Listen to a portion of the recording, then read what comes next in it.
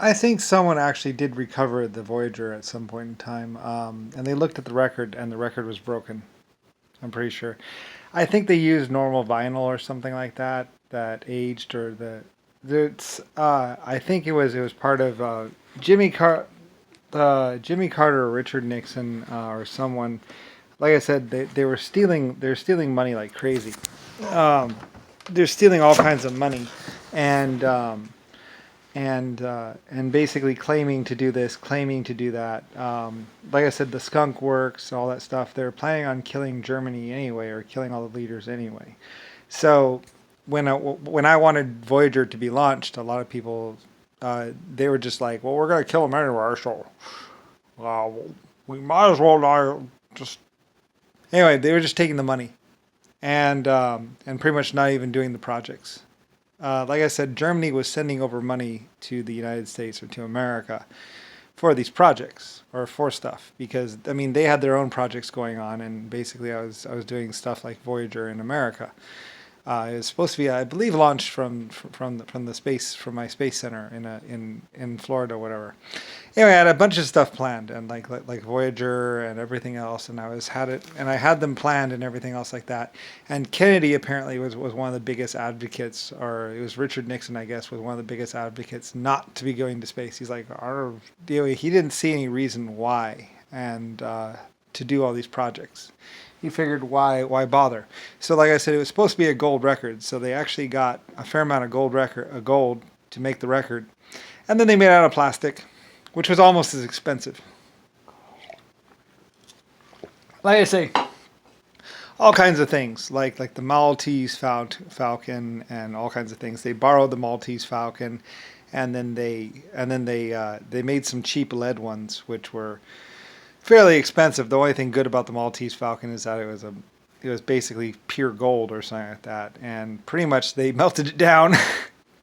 Like I said, they found saw marks on the uranium one, and they only found the uranium one because basically the kids in that dorm room lost all their hair, and and so they made all the boys or all the people like they were wondering why they were losing their hair. They took the uranium, the one, it was a solid uranium Maltese Falcon. Uranium is very hard to basically mold into a shape. So it was more of an engineering thing. They molded it into the shape, and then they had it in a lead line case.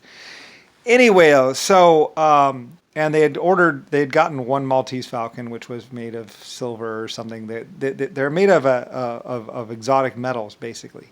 And so two of them one of them was solid gold, one of them solid silver, and there's one uranium one. And anyway, though, Richard Nixon or those kids, they're like 20 years old, and they thought they could do whatever they wanted.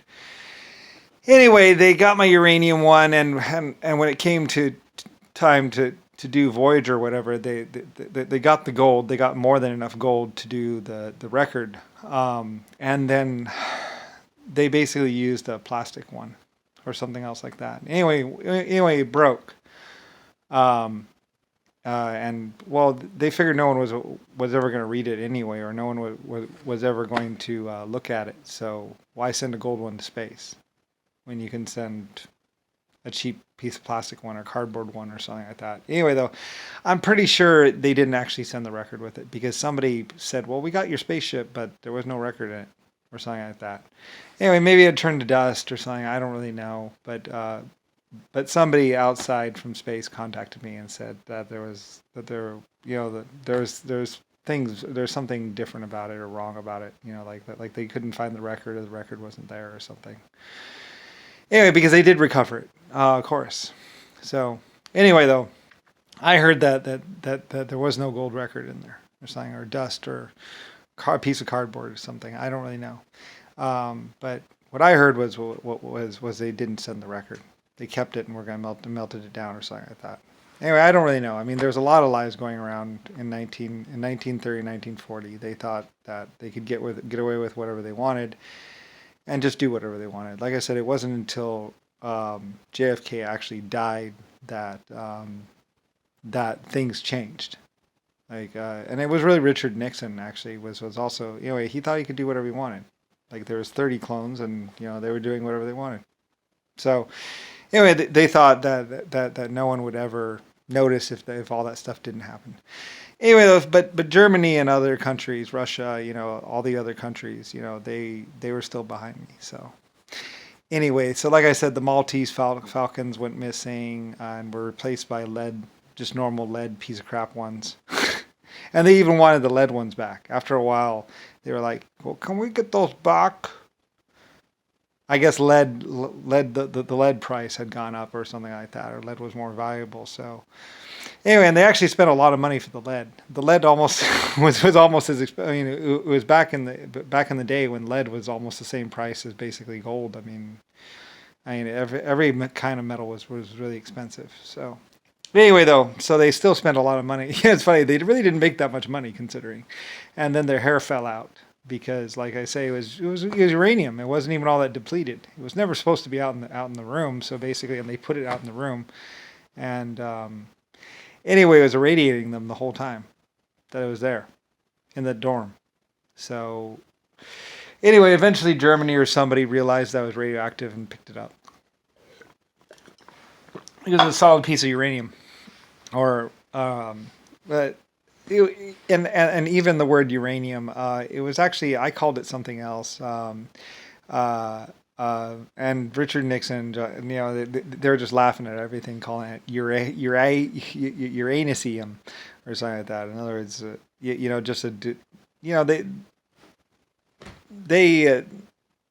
didn't respect anything. So they didn't respect me. They didn't respect the White House. They didn't respect anything. So anyway, though, so they got the uranium one, and I didn't really know that they had kept it, and they give back a lead one, which is kind of funny because, like I say, the uranium Maltese Falcon was very much dangerous and made their hair fall out.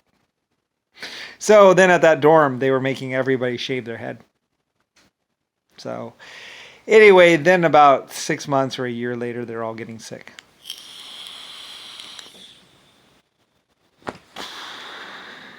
Yeah.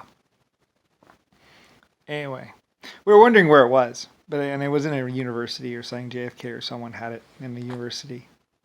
Anyway, it was very much radioactive and very dangerous to even be around. It had been in a lead-lined case, and basically, but like I said, they didn't know what it was, and then they found saw marks on it. They were trying to saw off the head to cut a piece off, and it was uranium, and not even all that depleted uranium. It was actually still very much active. So anyway, so they lost their hair, and then they started getting sick, really sick. So anyway, they had it on the mantle. Meanwhile, we were like, "Where's the Maltese Falcon? Where's the Maltese Falcon?" They're like, "We don't know." They're like, "The Maltese Falcon." There's a black guy going, "The Maltese Falcon." Anyway, they had stolen it. So, and anyway, though, we were more worried about the uranium one than we were worried about the gold ones. So, because the uranium one was very, very, very much dangerous, and it's still very, very, very radioactive at the time. So. Anyway, radioactive enough, at least, that their hair fell out. Anyway, it was sitting on a mantle, apparently. I think somebody eventually figured it out. I was like, you know what? Let him keep it. I was like, you know what? Never mind. Never mind. Oh, well.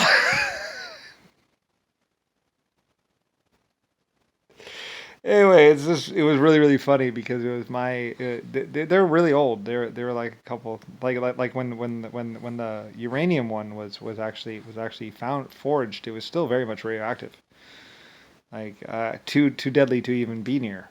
This was like 1,000 years later, or some time, like great amount of time later, when it had finally kind of, like, it was still very radioactive, like would make you sick to even be around practically. Anyway. I don't know where it is now, but yeah, this was like back in 1960 or something like that when they were requesting things from Germany, or 1940 or something like that. So, and they requested the Maltese Falcon so they could make a movie.